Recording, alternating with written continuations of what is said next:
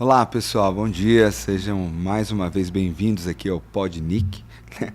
O podcast do Instituto Nicolai Cursino, onde a gente traz pessoas que vivem uma vida em que em algum momento do tempo tiveram uma escolha de entrar num caminho de entrar em processos de autoconhecimento, de olhar para si mesmo, às vezes foram crises, pontos de choque, mas pessoas que foram transformadas e tomaram decisões de olhar para si mesmo, transformar a própria vida e fazer grandes processos de mudança. E essas pessoas são sempre muito interessantes da gente conversar.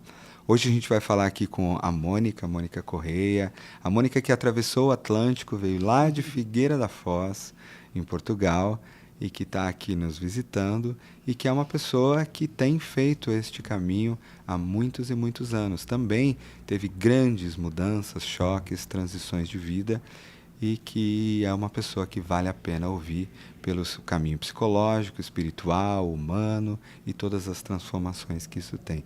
Mônica, super bem-vinda e Obrigada. muito bem-vinda, né, ao Brasil para fazer esse trabalho para a gente. Sempre maravilhoso vir até cá, né? Mônica, você é uma pessoa que veio, né, que tem uma história, né, como portuguesa, nascida na Alemanha, se não me engano, viveu todo o início da tua vida lá, trilhou um caminho pelo mundo corporativo, viveu naquele lugar, depois fez uma travessia de sair desse lugar que não é fácil para alguém que estava no nível executivo que você estava e trabalhar com o desenvolvimento humano, psicológico e espiritual das pessoas. Quem é a Mônica olhando essa história toda, né? Como que você vê essa história? Eu gostava de começar porque eu senti o mesmo, de trazer esse lugar de que eu sou filha de portugueses, nascida na Alemanha, né? Filha de imigrantes, digamos assim. Minha avó emigrou, meu pai tinha 15 anos e então eu acabei por nascer dessa família, minha mãe e meu pai, ambos portugueses que foram lá para a Alemanha. E eu nasci, filha de português, numa família portuguesa lá na Alemanha, né? Num país tão diferente. E eu sempre tive muita conexão desde bem pequenina com o meu país. Eu queria muito vir nas férias e sempre essa questão que eu vivia num país, mas a minha identidade mais profunda ela é muito lusitana, como eu costumo dizer, né? Eu fazia questão de dizer que eu era luso-descendente. Então eu diria que a Mônica é uma buscadora, né? Sempre fui desde muito pequena. E muito, né? Nós ontem saímos de um curso de identidade, Jornada do Herói, e sempre foi algo que desde muito nova eu me questionava. Quem é que eu sou? Mas eu estou aqui nesse país, mas os meus pais são portugueses, as minhas origens, de onde é que eu venho? Sempre foi algo que me moveu muito. E aí, né, houve um momento na minha vida que eu decidi que eu queria conhecer mais a minha ancestralidade, as minhas raízes. Eu, aos 18 anos, eu fui, ainda antes dos meus pais, para Portugal. Apesar de ter nascido na Alemanha, eu sentia um chamado de conhecer mais as minhas origens. Muito diferente de muitas outras amigas minhas, filhas, amigos e amigas que ficaram por lá, muito já misturados, né, com aquela cultura, eu senti o chamado de vir para Portugal. Então aí estudei, tirei o curso de gestão, enfim, fazendo o meu caminho fui ficando, porque de facto eu sinto que a minha alma ela é muito portuguesa. E se funde muito com essa história de... É a nossa ancestralidade, exploradores, navegadores, e quando eu comecei a minha carreira corporativa eu continuei sempre a viajar muito pelo mundo, então hoje é uma coisa que eu sinto que faz parte da minha história. Sim, as minhas raízes são muito portuguesas, mas é como se Portugal sempre ficasse pequeno para a minha alma, né? Como se eu quisesse conhecer mais do mundo, então eu acabei por iniciar uma carreira na área de gestão, marketing, e depois me apaixonei pelas pessoas. Eu sempre fui uma pessoa de pessoas, eu queria ser professora, mas aí toda a gente dizia que ser professora não dá dinheiro, enfim, eu verdei pela gestão, mas dentro da gestão me apaixonei por aquilo que na altura se chamava os recursos humanos e cuidar das pessoas, desenvolver pessoas, fazer crescer pessoas dentro das organizações, e esse foi o meu caminho, há 18 anos, viajando por muitos países, e hoje eu olho muito para o que é que sempre foi parecido, né? Sempre quis ensinar, sempre quis ajudar a desenvolver pessoas e sempre fui uma pessoa do mundo. E isso continua, né? Mais uma vez eu estou aqui hoje representando uma escola de desenvolvimento humano que é o Instituto Nicolai Cursino, que está no Brasil, né? Nossa, podia ter escolhido lá alguma empresa em Portugal, mas não, eu volto, né? Eu acho também isso muito a nossa história e a nossa ancestralidade, que me conecta muito com Brasil e África, de vir, né? Quase como os meus antepassados atravessaram o Atlântico para levar algo para Portugal que de alguma forma eu sinto que tem a ver com essa missão espiritual de Portugal, né? Que também me mora dentro do meu coração. E isso é uma pergunta que me vem aqui, né? Da onde vem esse chamado de voltar para Portugal, né? Tendo crescido em um outro país, o que você acha que tem ali? E eu sei que em algumas conversas tem algumas dores que você sente na alma de Portugal, Sim, assim como belezas muito profundas. Quando você sente a alma desse país, nesse momento do tempo, o que você sente de dor, o que você sente de limitação e o que você sente de chamado? E como que isso conecta com você?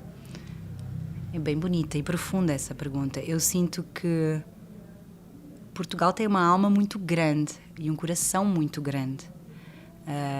Em algum momento esse chamado foi vivido, né? Nessa fase em que os portugueses, né? Muitos lá na nossa história, partiram em grandes naus a buscar o desconhecido. Olha o grau de coragem que está aí, né? De ir para os mares, né? Que muitas pessoas temiam, que se falava dos monstros que havia nos mares, e tantos de nós foram e descobriram tantos lugares no mundo. Então, quão impactante foi o lugar de Portugal, tão pequenino o país, para a história humana. E eu vejo esse potencial, né, na nossa alma. E há uma dor de ver o quanto os portugueses se limitam, né, e acabam por contar essa historinha de que somos pequenos, estamos ali no cantinho da Europa, não temos dinheiro como os grandes países europeus, como a Alemanha, a França. Então, esse olhar do português que nunca saiu, de realmente ter uma crença que somos pequenos da dimensão do país. Eu costumo dizer que a comunidade lusófona, né, ela tem tantos portugueses ou mais hoje fora de Portugal como em Portugal, espalhados pelo mundo.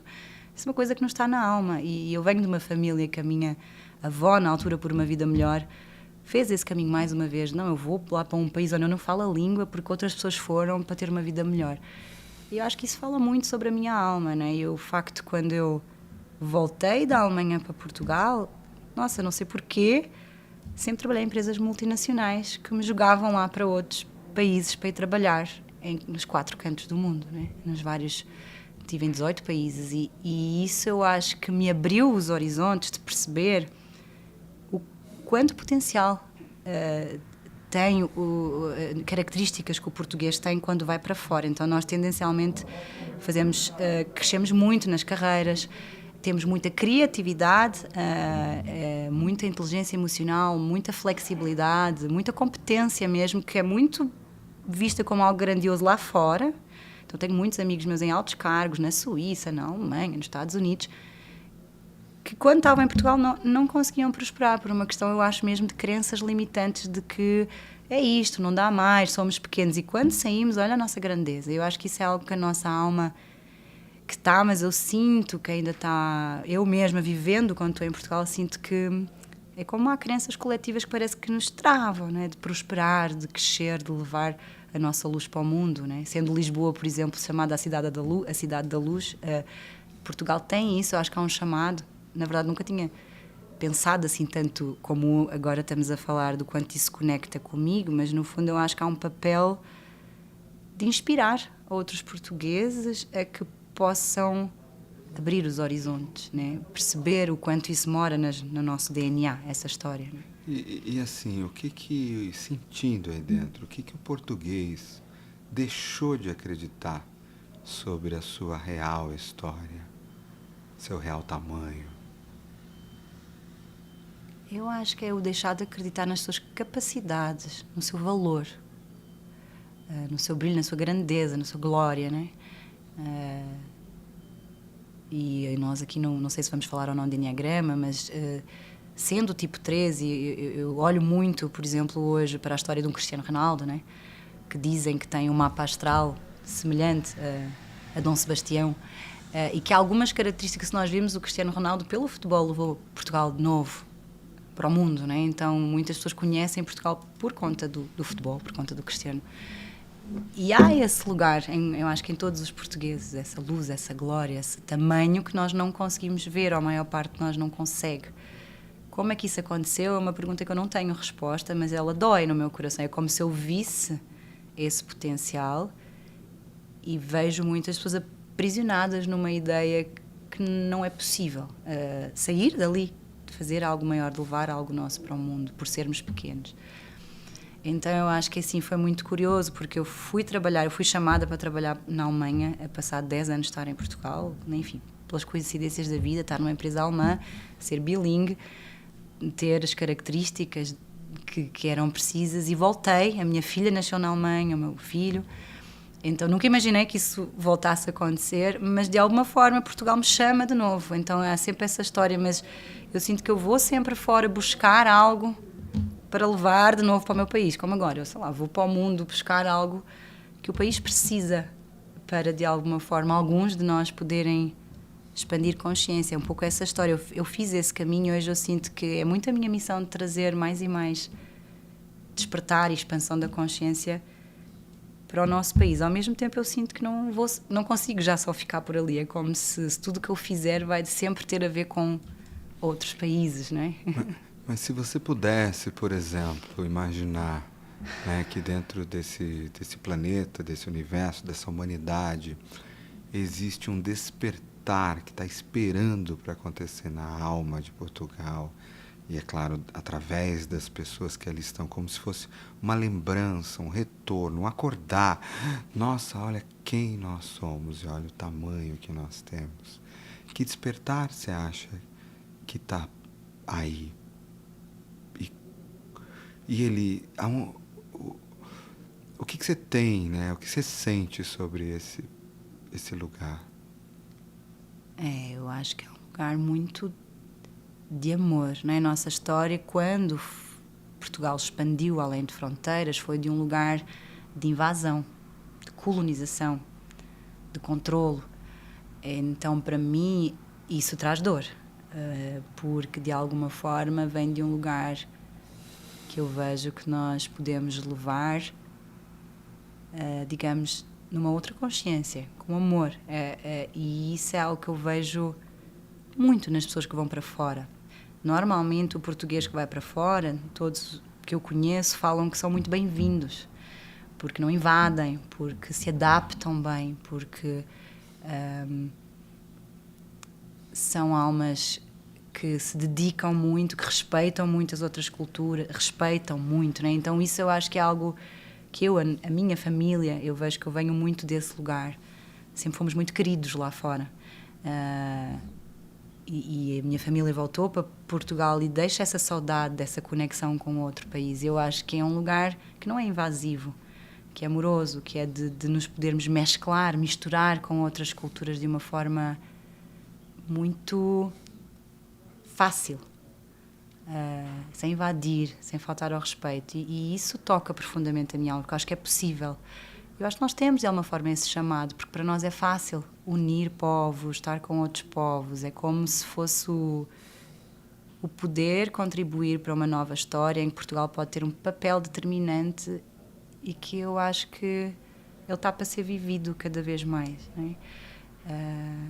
Eu não sei como, não tenho resposta para isso, mas acho que é de um lugar de amor e de união dos povos mesmo, das religiões. Eu tenho muito uma visão ecuménica da espiritualidade, de, enfim, não se impor nada, livre, né? E então isso vibra muito aqui. Eu não sei se é só português, se é meu, mas vem muito forte. Conforme você vai me falando, vem me vendo imagens aqui, né? Então, quando a gente imagina as naus, né? Elas vão com uma missão ali naquele momento do tempo, obviamente, de invasão, e inclusive ela não é só territorial, material. Sim. Ela é uma invasão da própria religião, no caso, né? Sim. Você vai com a cruz católica para catequizar de alguma forma, inclusive os povos originários. E o que você está trazendo, me vieram imagens, é como se essas naus fossem sair novamente, mas através de cumprir algum tipo de função, porque eu sempre falo, né, quando eu estou em Portugal, você sabe disso, o tamanho do que eu admiro a alma da história. Eu piso em Portugal e eu sinto o tamanho de uma grandeza que é você sair daquele lugarzinho minúsculo e atravessar e tocar todos os lugares do planeta. E às vezes você sabe que eu fico chacoalhando e falo, nossa, o tamanho da alma que tem aqui. Então eu vejo, né, essa alma de grandeza, talvez levantando uma bandeira mesmo, né? Sim. E eu, como estrangeiro, claro, mais na Europa, no mundo, e é como se essas naus levassem agora uma expansão de consciência, Sim, é uma isso. ampliação, uma unificação. É isso. E é um pouco dessas imagens que eu vejo. E eu imagino que a tua história pessoal, né, esse teu chamado, parece que tem alguma coisa a ver com essa história também. Tem sim, é bem isso, né? É o que eu sinto. É como se fosse eu sentir que esse chamado de volta, sabe quando como se uma alma maior chamasse porque precisamos de mais pessoas assim aqui. E há também algo interessante que aconteceu em Portugal, a chamada fuga de cabeças, há alguns anos atrás, uns 15 anos atrás. Então muitos jovens portugueses, como eu, procurando uma vida melhor, indo embora. Mas há uma coisa muito curiosa nos portugueses que é essa vontade de voltar. Né? A vontade de voltar àquele cantinho tão pacífico. Né? Muitas outras culturas na Europa procuram Portugal. Os nómadas digitais, hoje em dia, muitas pessoas vindo para Portugal, muitas pessoas que, enfim, que deixam de trabalhar, já mais idosas que vão para Portugal, porque Portugal tem essa energia da paz. Né? Nós nunca passámos realmente por nenhuma das guerras, grandes guerras mundiais, sempre muito protegidas, e é quase algo como realmente uma aura que paira ali de proteção. E eu senti-me chamada e vejo que eu hoje trabalho como mentora de muitas pessoas que estão em cargos importantes, inclusive que já estiveram fora, né? Cientistas, nas farmacêuticas, enfim, líderes executivos. E cada vez mais eu sinto isso, como se fosse um chamado que as pessoas me procuram porque voltam a Portugal e se deparam com uma pequenez que dói na alma, né? Quer dizer assim, estivemos lá fora aprendendo tudo isso, alguns estudando nos Estados Unidos, em Harvard, voltando e querendo fazer algo e sentindo que, nossa, parece que nos sentimos apertados e queremos fazer crescer essa alma portuguesa. E agora que você falou nisso, nem tinha pensado nisso, mas tem vindo cada vez mais esse tipo de clientes para mim. Pessoas que estiveram fora, que querem regressar e que traz essa dor de, no fundo, queremos ficar aqui, mas é tão difícil isso, porque está pesado, né? Parece que vamos para fora expandir consciência, queremos trazer isso, mas que ainda é um desafio, né? Porque são todas umas crenças que estão ali dessas pessoas que a gente precisa de tocar. Então, para mim tem sido muito assim, eu sinto um chamado de me rodear dessas pessoas mais e mais, desses líderes ou pessoas que estão em lugares que podem impactar mais pessoas e trazer como o seu exemplo, não é? Eu sinto muito isso, de expandir consciência como sendo a luz naquele lugar, não saindo, né? Porque eu fiz esse percurso de, por conta de muitas dores no corporativo, não sei se ainda vamos falar disso, ter saído, né? Quase como uma fuga. E hoje eu penso assim, nossa, não tem que ser assim. E se eu pudesse ajudar essas pessoas que estão lá a se curarem, sem ter que fugir de lá, e simplesmente ficar lá iluminando um pouquinho, ajudando aqueles que estão prontos. E aí a gente começa a conseguir impactar aos poucos aqueles que estão prontos. Você sabe que isso me traz um tema, né, que a intuição está vindo aqui, porque não é muito diferente da relação com a espiritualidade, né? Quando a gente fala dessa espiritualidade onde você tem que sair dessa vida para encontrar um outro lugar, versus uma espiritualidade que é criada aqui na Terra, no aqui e no agora, transformar a Terra no céu. Né? Sim. Que é quando eu não quero ir embora, eu quero mudar o que está aqui ao meu redor, sim, até que mais e mais se torne a imagem e semelhança, né, de Deus, do paraíso, das cidades douradas e estelares. Não é muito diferente, né? Eu sinto muito, né, em você essa coisa de chegar em Portugal e estando ou não estando, mas de chegar nessa alma e acordar as pessoas as mesmas que querem, juntá-las numa rede. Vamos retomar nossa grandeza agora de um lugar espiritual, de um lugar amoroso, e a gente vai transformar o que tem aqui. Há correntes que sempre vão estar ali voltando, aprisionando e tal. Sim. E eu queria te fazer uma pergunta, aqui direta. Qual é a tua relação real com a espiritualidade que você nunca teve coragem de contar para ninguém? Então, é um lugar de eu saber que esse lugar que me move com muita força ele já teve em alguns outros lugares relacionado com poder e se calhar outro uso dessa força, desse poder. E é algo que até hoje me assusta um pouquinho do quanto eu posso repetir alguma história. Até essa, né? Quando eu ouço histórias assim de que... Histórias de vidas passadas. Seria. Sim, histórias de vidas passadas, que eu não consigo ainda ter a certeza, até porque ainda não tenho coragem de olhar. Ok. Mas que já fizeram outras coisas, atrocidades, né? Às vezes eu me conecto muito, assim, com essa história de Portugal que invadiu, escravizou. Eu não sei dizer o quanto eu, se calhar, possa ter já estado envolvido nesse outro lado. E quando nós trabalhamos com o desenvolvimento humano, eu acho que todos passamos por isso, podemos ter o risco de cair no ego, na vaidade, no poder que isso traz. E eu reconhecendo que tenho essa força, né, essa luz, esse certo magnetismo, isso é bom. Mas tem um risco, né? Então, é como se fosse uma linha ténue que nós caminhamos. Então, se calhar, se eu pudesse dizer que hoje eu tenho isso bem claro, então olho para isso com mais amorosidade e, se calhar, com a oportunidade de escrever uma nova história, que eu acho que é isso que eu trago quase como em mim, como olhando para Portugal, há sempre o risco de poder repetir, né? Poder usar essa força de um lugar que possa estar a aprisionar mais alguém do que ajudar. Então, isso assusta um pouquinho. Assusta um pouquinho. Mas, ao mesmo tempo, eu hoje olho cada vez mais com uma confiança de que já há um compromisso que eu selei de usar tudo isso para libertar, para expandir consciência e não de outra forma. Mas sim, é um olhar para um lado difícil, né, de assumir que se calhar nem sempre isso foi usado pelo bem. Você, né, nas nossas conversas, um outro ponto que parece que toca muito a tua história de vida, a tua alma, é a relação com as mulheres, com o feminino. Sim. Você como executiva na Alemanha, workaholic, subindo, né, nós tivemos essa mentoria, né, onde eu pude acompanhar a tua travessia. Sim. Da saída do mundo corporativo para esse lugar, então eu tenho um certo conhecimento sobre isso, mas você me parece que já foi essa pessoa que era tão envolvida dentro de uma empresa, de um corporativo, de uma multinacional, de uma ascensão, onde como se o resto da vida ficasse para lá. E você teve a sua primeira filha, né, a Alma, que se chama Alma, que é um nome maravilhoso, no meio dessa história toda, e já falou sobre mal ser mãe, já ter que voltar para reuniões e trabalhar.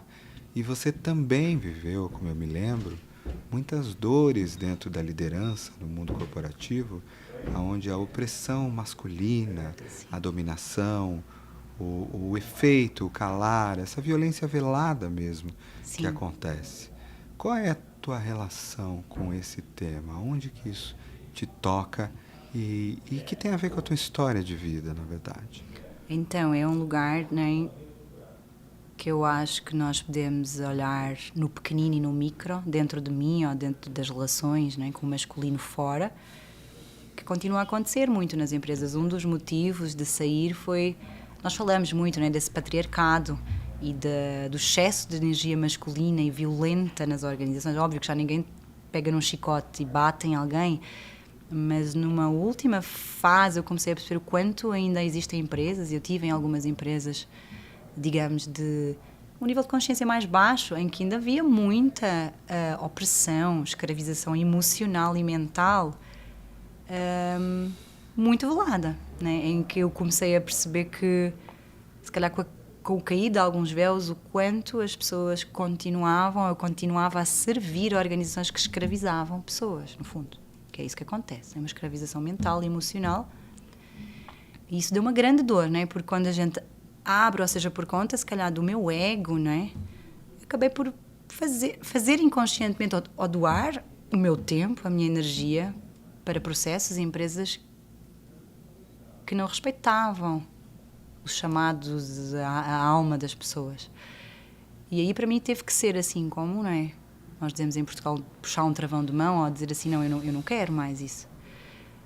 Claro, a dizer assim, que durante muito tempo foi inconsciente. Porquê? Por essa correria, né? Do mais sucesso, do mais não sei o quê.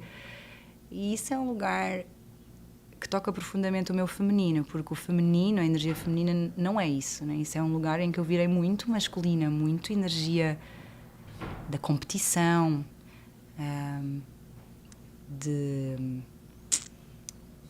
enfim, não cuidar verdadeiramente do outro. E hoje isso para mim é como eu hoje trabalho liderança consciente. Eu tenho um programa que eu criei num curso contigo, né, Nicolai, que é o Sou Líder, Líderes com Propósito. Ele tem uma pegada bem feminina. Sejam homens, sejam mulheres, é trazer esse lugar da amorosidade, do olhar para o ser humano nas organizações como uma alma que a gente tem que cuidar, escutar, criar um espaço seguro, até curar, porque as pessoas passam ali anos da sua vida, horas, e elas começarmos a olhar para essas pessoas só como mais uma peça, né? Mais um escravo ali que tem que entregar resultados. Nossa, falar nisso ainda me dói, então eu ainda estou... muitas pessoas me perguntam porque é que eu me afastei tanto do corporativo, porque eu acho que eu ainda estou num processo de cura com isso, porque cada vez que eu lá vou, eu vejo isso, eu sinto isso, e hoje eu estou muito mais sensitiva energeticamente, então não é só do que eu vou lá e vejo, do que eu sinto, né? E às vezes entro em salas e vejo, eu estou a escrever um livro agora, né? Eu estou num processo, e tenho uma executiva que entra um dia na sala de trabalho e olha, e é como se visse todo não sei, uma manada, né? Pessoas escravizadas ali, em caixinhas, fazendo todos os dias a mesma coisa. Aquilo dá uma dor, assim, de... Nossa, como é que eu estou aqui como líder destas equipas que se perderam completamente de si e só seguem, enfim, instruções, que vivem nessa matrix. Então isso é uma coisa que para mim ainda dói no coração e que eu ainda não tenho a solução hoje. Porque quando nós abrimos e vemos isso, apetece ir lá e abrir todos esses cadeados e tirar toda aquela gente dali. Não dá, não funciona assim, né? No mundo em que nós vivemos. Então é algo que eu estou a aprender também a fazer gradual. Então, muito disso que eu digo de me rodear de almas luminosas, que possamos juntos, passo a passo, ir abrindo um cadeado ao outro que está pronto. Porque as pessoas muitas vezes, esses cadeados, essas correntes, elas são autoimpostas. Porque quando nós percebemos que isso já não existe, a gente consegue sair, enquanto a gente acredita que isso existe, vai ficar ali. Eu acho que eu nunca vi essa visão assim como eu estou a ver hoje, mas é um lugar que para mim ainda traz muita dor, porque eu estive lá. Então, no outro dia, eu reparei que, por exemplo, quando eu trabalho com cursos, né, muitos que representam cursos do Instituto, que eu trabalho com pessoas que eu não sirvo para a empresa, que elas vêm de livre vontade, que é uma coisa que eu tenho muito comigo. Eu sinto que eu não quero ir lá obrigar ninguém. Eu sinto que tem que ser algo que a gente abre um espaço e quem sentir que está pronto, vem. Que eu aí tenho a certeza que é um chamado de alma, não sou eu que vou lá puxar ninguém, não é? Então, eu sinto de alguma forma que esses... Quando eu abro esse espaço, não é? Ainda traz muita dor quando, por exemplo, entram puros executivos na minha sala, que ainda estão completamente lá, que vêm a um chamado, mas ainda que têm aquela postura mais masculina, mais agressiva, mais... Dá uma dor, assim. E é mesmo... Assim, eu sei que a dor é algo que eu fui há bem pouco tempo. E reconhecer isso, aceitar isso, né? Como, enfim, um lado que eu fui, tudo bem, faz parte de mim, tem coisas boas. É um processo ainda, né? Então eu acho que é um processo de cura meu ainda que está a acontecer, com aceitar esse lado meu, que foi isso, que tem isso dentro de si, mas que pode usar isso tudo como aprendizagem para fazer diferente, né? Então hoje eu acho que muito do meu trabalho com os líderes ainda está nesse lugar de eu trago eles para fora, fazer um trabalho para eles voltarem, porque ainda causa para mim dor. É como se eu não estivesse pronta ainda para ir lá, ainda dói.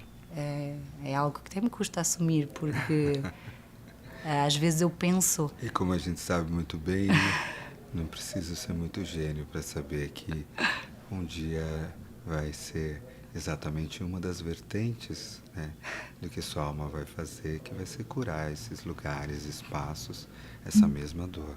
Mas antes ela vai precisar acontecer aí dentro. É isso. Te deixar respirar um pouquinho E uma dos princípios que a gente tem aqui, né, no nosso Pode Tudo, no Pode Nick, é que você também pode, né, me fazer uma pergunta, talvez até mais de uma, dependendo do nosso tempo. E nada disso é combinado, né? Então isso é importante as pessoas saberem. A gente combina essa regra, ela pode me perguntar o que ela quiser de qualquer esfera na vida, e eu tenho o compromisso de também responder. Então, Mônica, agora eu deixo com você. É teu microfone. É verdade, eu há pouco pensei, não vou saber o que perguntar, tanta coisa que apetece perguntar. Mas já que nós estamos nesse tema da liderança, Nicolai, né, tu sabes o quanto um livro específico que tu escreveste, que é o Anjo e o Líder, tocou profundamente a minha alma. E há uma conexão, eu sinto que nós temos aí nesse chamado com as lideranças. E eu também gostava de saber o porquê do teu afastamento. É uma forma, né, uma história muito parecida, Embraer, assim, enfim, toda essa história que as pessoas sabem, e depois trabalhaste com o corporativo como curadora e hoje não estás mais fazendo isso. E essa pergunta me intriga às vezes. Então, mas assim, se nós temos esse chamado, se podíamos tocar almas tão incríveis que podem impactar tanta gente, o porquê nesse momento ainda não estares mais nesse lugar? Essa pergunta é muito boa, porque eu também não elaborei ela completamente, porque na verdade ela é um grande dragão, né? É uma identidade minha. Às vezes eu fico pensando assim, caramba, hoje eu estou, né, tão envolvido com as formações de trabalhos de cura energética, espiritual, transformações que são parte importantíssima da minha alma, que vem para esse mundo para mostrar e trazer um pouco dessa consciência. E quando eu olho para os meus livros, né, hoje o Enneagrama para Líderes está fazendo 12 anos. E quando eu olho para o meu segundo livro, O Anjo e o Líder, e eu começo a me dar conta de que todas as minhas grandes obras têm o trabalho liderança, ou envolvem. E no documentário, né, que de certa forma aparece como o Nove Raios foi criado, a primeira pessoa a falar no documentário é minha mãe. E claro que nada disso é combinado, ela foi ser entrevistada e a primeira coisa que ela falou foi: o Nicolai sempre foi um grande líder, desde pequenininho.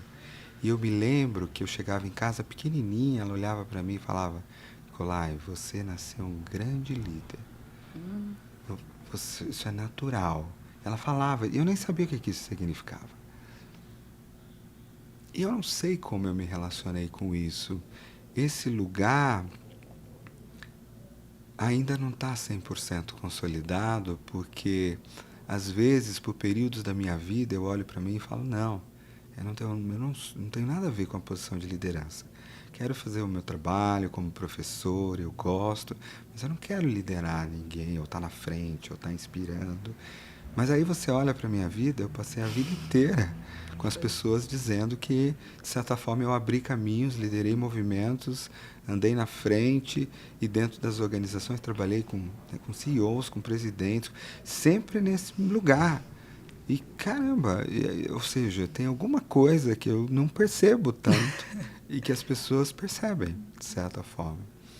E eu tenho feito essa jornada de identidade para mim e, na verdade, eu sei que é verdade. Só que esse é um lugar que assusta muito, porque ele envolve um grau de compromisso muito alto. Principalmente quando a liderança vem de uma construção espiritual. E você sabe também nas histórias das existências anteriores que toda posição de influência, de poder, ela já fez com que a gente caísse em sombras. Então a gente traz essa memória, né? E a liderança, eu vejo, ela é um compromisso como se é um pai ou uma mãe. Quando você tem um filho, muda tudo. Porque não importa o que aconteça, você é o pai, você é a mãe. Não dá para você dizer amanhã, ei, agora que eu tirar férias de você, meu bebê, porque eu estou cansado. Não tem como. E a liderança, eu sinto ela, uma liderança espiritual, falando, Sim. E aqui nada a ver com religiões, mas uma liderança espiritual no sentido que é o que a minha alma tem de mais profundo, que é a libertação da humanidade. Então envolve estar neste plano e realizar um despertar e uma libertação das correntes espirituais que existem, mentais, emocionais e físicas, que aprisionam, né, esses espíritos, essas almas numa condição que é irreal, né, numa matrix. E isso é da mesma forma que você descreve uma empresa, isso me dói na humanidade como um todo. E eu já me lembrei, eu tenho consciência de muitas existências, de dimensões paralelas, projeções astrais lúcidas, o próprio anjo líder tem muito ali que se relaciona com a minha vida, né? Eu brinco que o anjo líder foi escrito como um romance para que eu não fosse julgado como louco. Naquele momento do tempo eu tinha medo de perder meus clientes corporativos e tal, mas que não tem nada de ficção ali. Todos esses lugares existem, todas essas coisas acontecem. Então, eu cheguei num lugar, né, há uns anos atrás, onde eu estava trabalhando no topo das organizações como consultor. E uma delas, em especial, é uma organização, uma das maiores do Brasil, internacional, onde eu tive acesso, trabalhando com o fundador, com o presidente, com as equipes, com tudo que tinha na mão, né? Chegamos a fazer um programa de transformação para 800 lideranças e eu sentava na mesa, da mesma forma que estou aqui contigo, discutindo temas espirituais. Então eu sempre imaginei que um dia chegar naquele momento, realizaria uma grande expansão espiritual. E eu me deparei com estruturas econômicas e corporativas que se levantaram e que travaram e aprisionaram num lugar que eu não imaginava que fosse acontecer.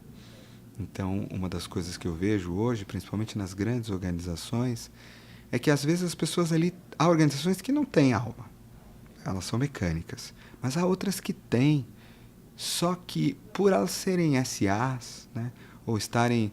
quem é dono, qual é a vibração energética que comanda aquela organização? É do mercado financeiro. Então, pedacinhos dela são compostos por bancos em lugares que estão muito longe. Então, mesmo que ela nasce com uma alma, no momento onde economicamente a alma maior que a controla é uma força impessoal, gananciosa e em nenhum momento relacionada, o despertar quer acontecer, mas ele não vai acontecer.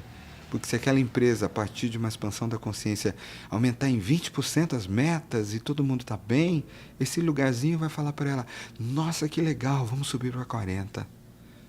Isso. Vamos subir para 50. E quem é que está dizendo? Ninguém. Porque não existe uma pessoa. É uma força. Mercados, os múltiplos mercados financeiros estão gerenciando por reports.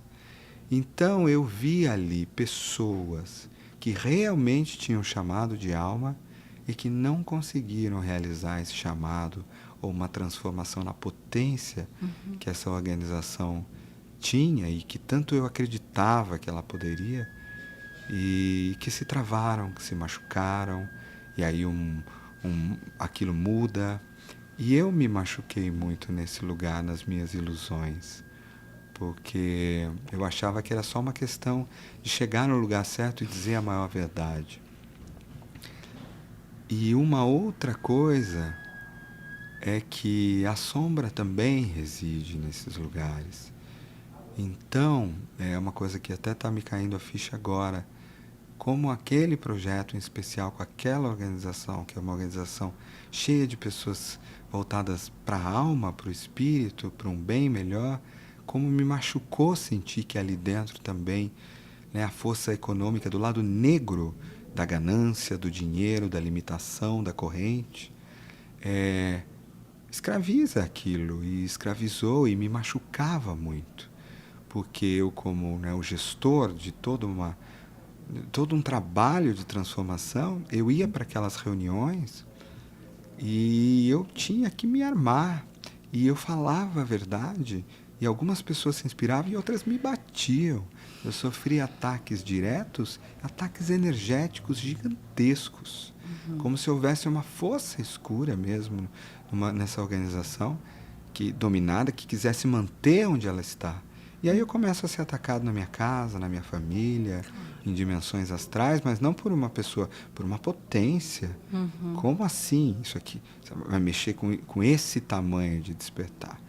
E aí você começa a trazer peso, você começa a se machucar, você começa a receber um nível de pancada, porrada, que você olha e fala, caramba, para que isso? Eu tenho uma vida linda, eu tenho uma esposa maravilhosa, filhos maravilhosos, uma escola de desenvolvimento humano.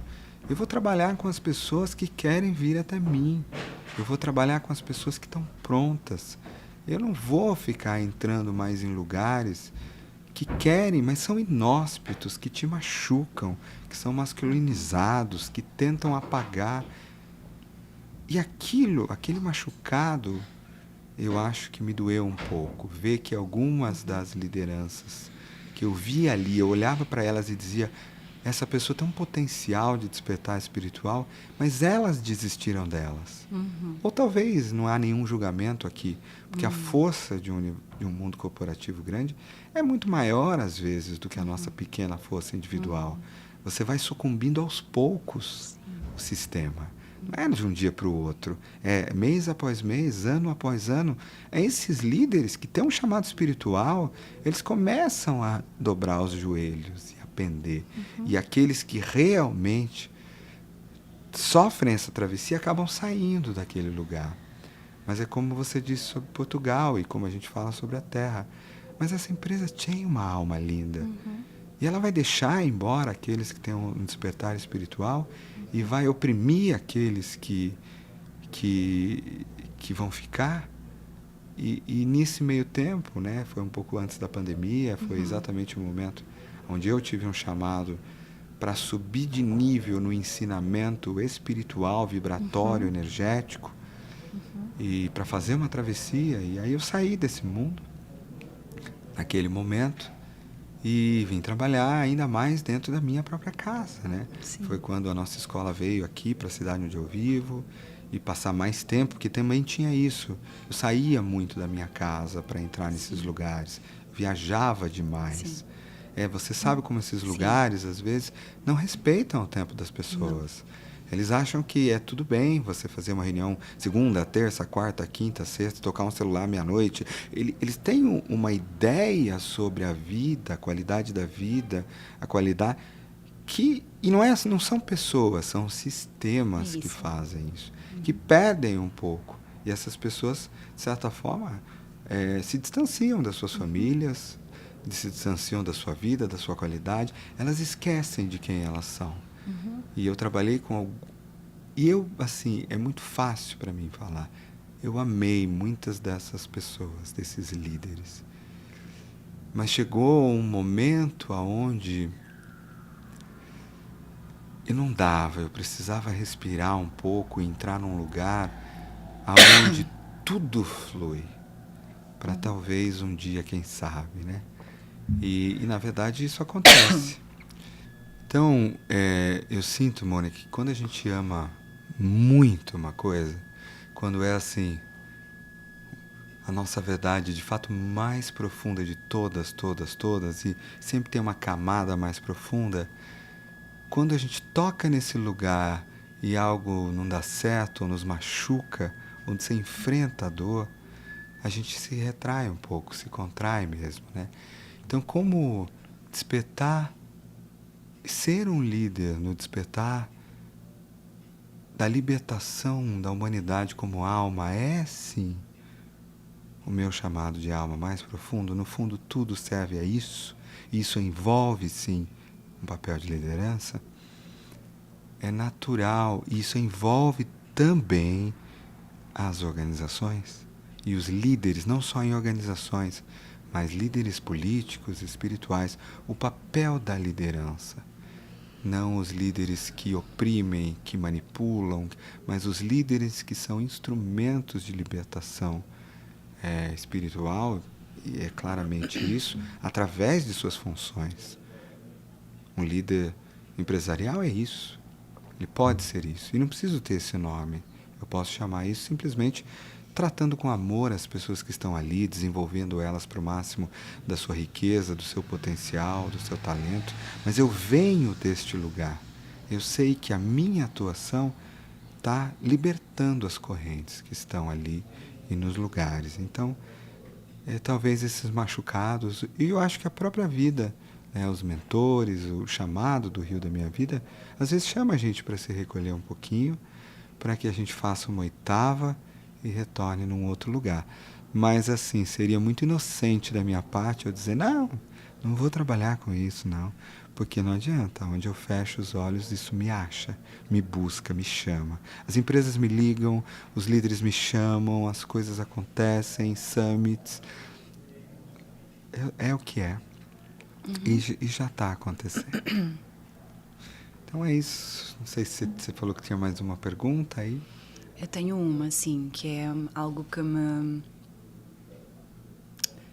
tem deixado um pouquinho triste, assim, de que eu tenho feito esse caminho, você também, de bravar mesmo, assim. Às vezes eu sinto que é como se abrir, às vezes eu me vejo numa floresta na Amazônia abrindo caminho para outras pessoas poderem vir.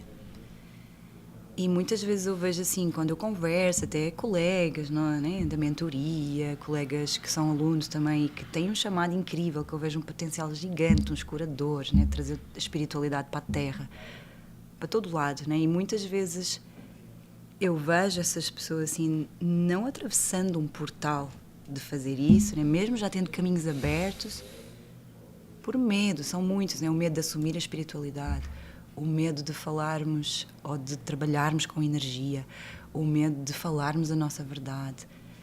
E que as pessoas se travam nesse medo, né? E às vezes dá uma dor, assim, eu já me senti muito sozinha nesse caminho. Muito sozinha, assim. E o meu compromisso, ele é muito alto com o que eu venho fazer. No sentido de abrir caminho, estar aqui. Eu não sei como é que é isso para ti, ou como é que... Se calhar uma pergunta, como é que nós podemos ajudar? Eu não sei se é possível. Mais ainda de que as pessoas acreditem. Né? Porque eu sei que já atravessei esse portal e sei quão lindo é nós podermos viver esse chamado. Mais do que nunca hoje eu sinto que é dar esse exemplo para os meus filhos, de que é possível.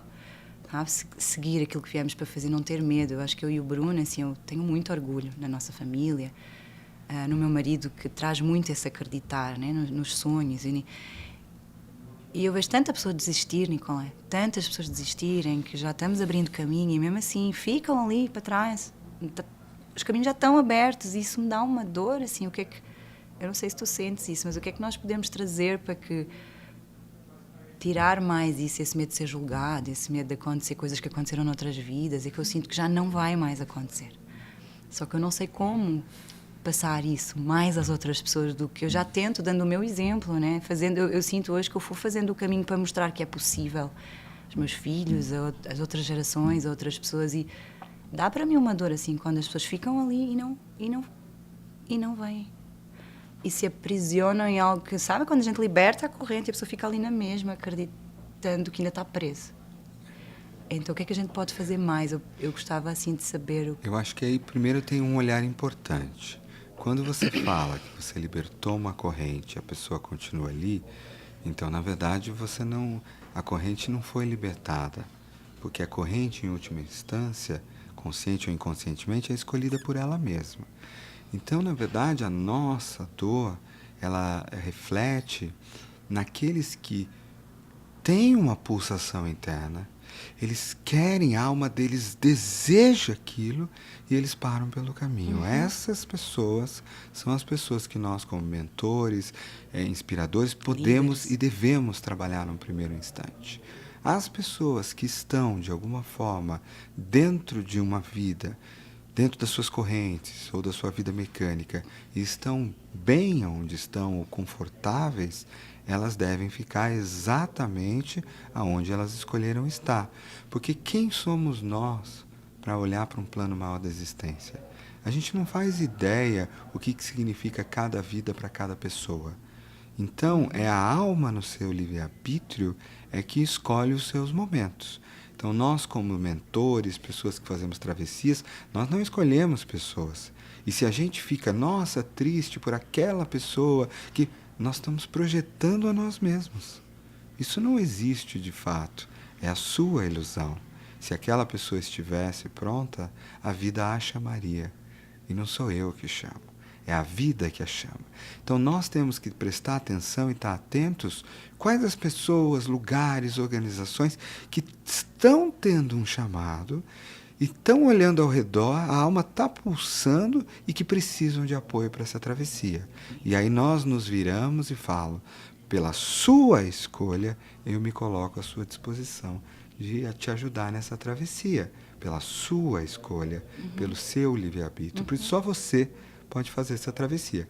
Então, quando uma pessoa dessa escolhe, já está feito. Não existe como parar o rio da vida. É claro que ela vai enfrentar desafios, que ela vai duvidar dela, que ela pode travar em algum canto, e aí sim, os instrumentos de transformação, de travessia, de identidade, de jornada do herói vão ser fundamentais, porque aí sim eu vou te ajudar a se soltar uma crença limitante que estava aí, precisa de técnica, tecnologia para isso. Eu vou te ajudar a trazer uma identidade para si mesmo. Eu vou te ajudar a acessar instrumentos, estratégias, ferramentas. Eu vou te mostrar exemplos. Eu vou fazer o que for. E aí sim eu posso olhar para mim e me comprometer. Olha, eu vou fazer tudo o que tiver a meu alcance, na minha alma. Falar minha verdade mais profunda. Ajudar com os instrumentos todos que eu tenho para que você faça essa travessia. Agora é você que atravessa a porta. Eu não posso atravessar a porta com você. Ninguém pode atravessar a porta com ninguém.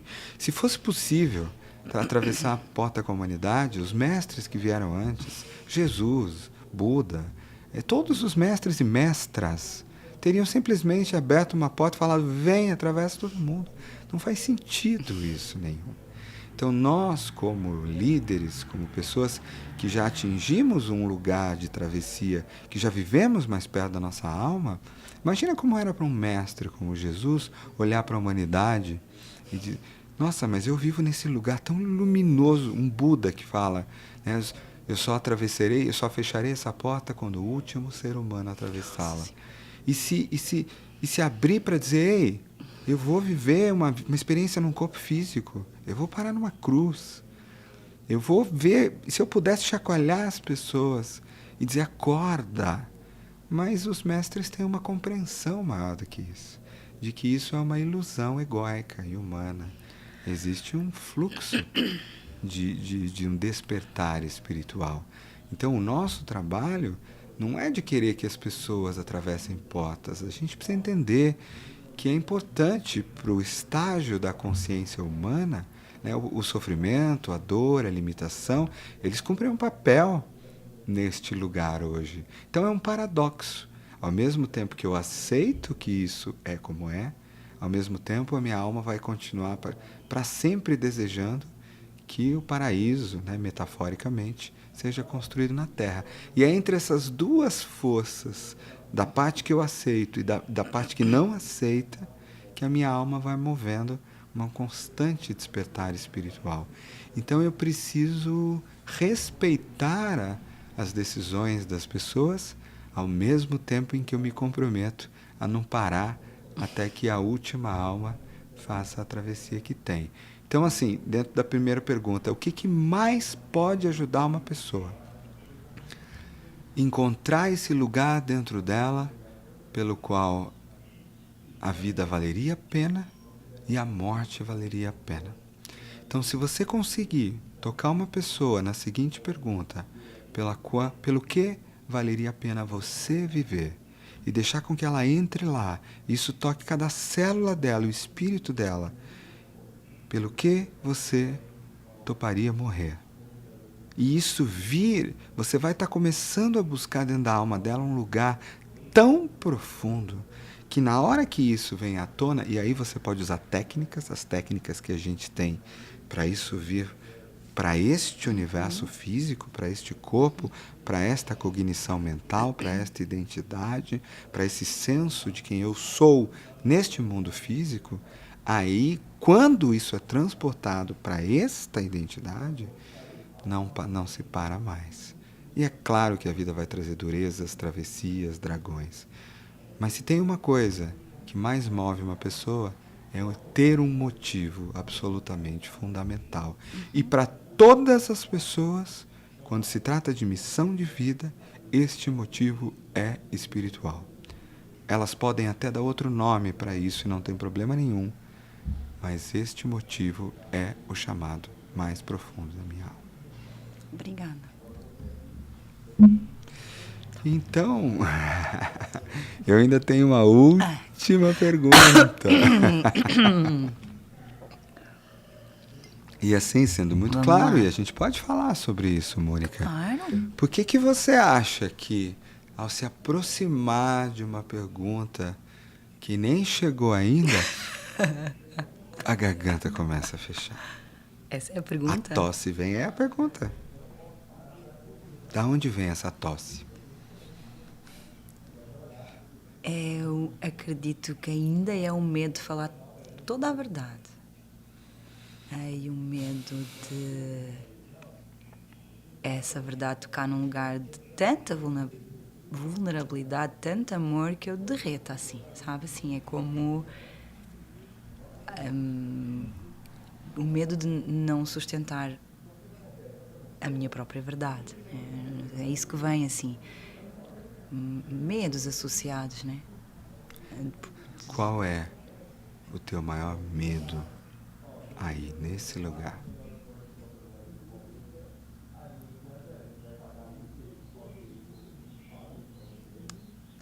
De perder as pessoas que eu mais amo, de não ser amada por quem eu realmente sou,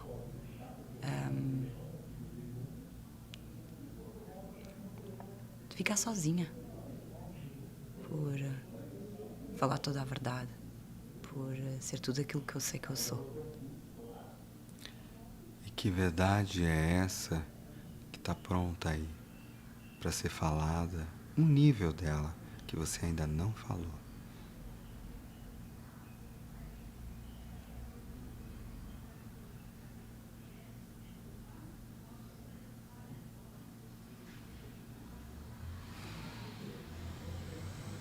Pergunta difícil. Quais as egrégoras, ou os seres de luz, ou os mentores, ou as linhagens que você gostaria de chamar aqui agora para esta conversa, para te amparar nessa resposta? Dá o nome para Maria eles. Madalena.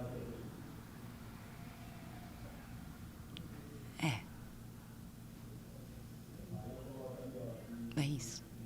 É assim que eu me sinto, se eu for toda a minha verdade. É um lugar de... traz dor, né? Ela traz... é isso, esse lugar de sentir-me sozinha, apedrejada, abandonada, por assumir toda a minha luz e toda a minha sombra.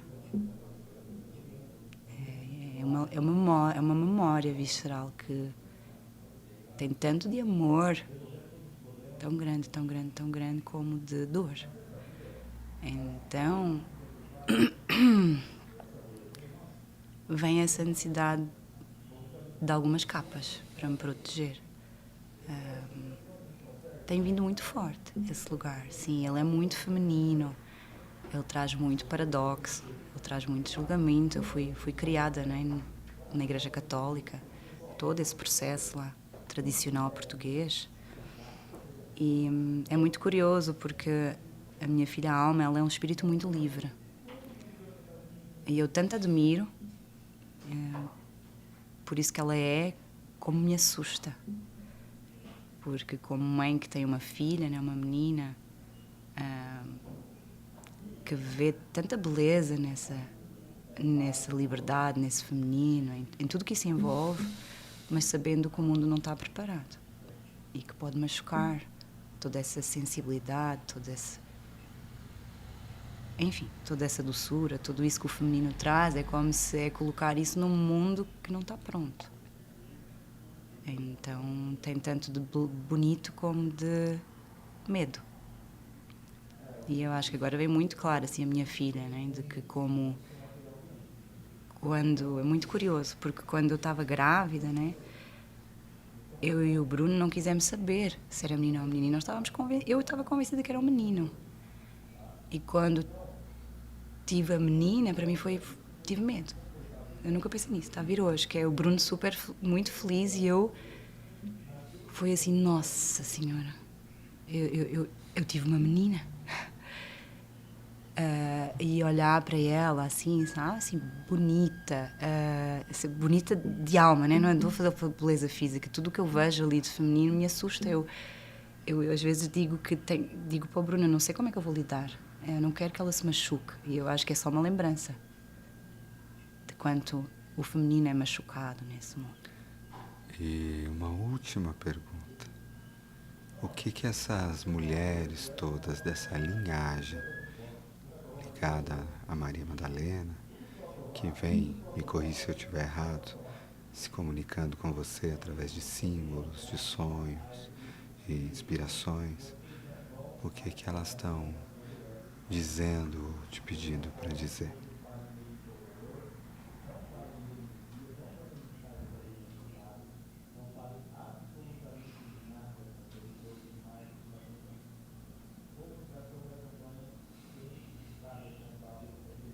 Que parem de nos julgar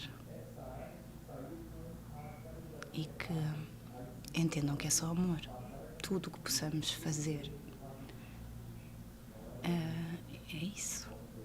Que não atirem mais pedras. É isso. Mônica, eu queria te agradecer profundamente pela nossa conversa aqui no Pod Nick. Pedir também para todas as pessoas que estiverem aqui ouvindo nesse momento para respirarem bem fundo, deixarem soltar o que quer que esteja ali ao teu redor e também deixar com que se sentir, né, visitado ou amparado pelas egrégoras dessas mulheres tão amorosas e que no final da linha também passa, na minha visão, por uma cura da própria Mãe Terra, do espírito feminino e de todos os femininos de todos os tempos. Te agradecer profundamente. Obrigada. E te dar aí, assim, o último espaço, não sei se você precisa dizer qualquer coisa, a última coisa sobre o que te vem nesse momento pra gente encerrar e se despedir dessa conversa. Eu acho que agradecer profundamente, né? Assim, não estava à espera e de poder trazer esse lado tão profundo, né? Tão verdadeiro, que eu se calhar nem abriria num espaço a dois, assim, para mais pessoas, está a ser uma surpresa para mim. Então, obrigada por também esse podcast permitir trazer, de facto, coisas que eu nem imaginava que eu algum dia iria falar, muito menos num podcast. Então, eu aproveito para convidar todos vocês, né? Esse podcast que acontece aqui no YouTube do Instituto Nicolai Cursino, @Instituto Nicolai Cursino. Ali você encontra, nessa uma série, tem outros episódios onde a gente conversa com essas pessoas incríveis que vêm aqui, muitas perguntas para elas, para mim. Então eu te convido para ir até o canal do YouTube, clicar lá no sininho, no botãozinho se inscrever, porque aí você tem acesso à informação de todas as novidades que aparecem o tempo todo. Procura por ali, no YouTube do Instituto, que tem mais de 500 vídeos sobre autoconhecimento, de transformação. Então vai lá visitar, que você vai ver muita coisa incrível. E, né, indica para as pessoas, se essa conversa, de alguma forma, mexe aí, solta alguma coisa nessa cura tão importante do feminino, das lideranças, do autoconhecimento, indica para alguém. Talvez você esteja pensando em alguém agora que, se ouvisse esta conversa, ia talvez ser bem tocado e bem importante. Então pega o link, manda para essa pessoa, indica ela. Da mesma forma, te convido aí ao Instagram, né, @Nicolai Cursino, e ver. Eu estou sempre falando com vocês o dia inteiro, mostrando as coisas. O nosso site, www.nicolaicursino.com, e aí lá você encontra, né, os cursos online, as agendas, os processos, as travessias, e também para seguir a Mônica no Instagram dela. Aí, se quiser dizer para as pessoas, Mônica, qual é o teu Instagram? Mônica Correia Coach. E é isso, em Portugal, representando o Instituto Nicolai Cursino e também a minha própria marca Bright, que, pelo que eu acho, que vai abrir cada vez mais esse trabalho com as lideranças femininas. E é isso, gente. Um grande beijo. Vejo vocês na próxima conversa e já se agenda aí para mergulhar no próximo podcast.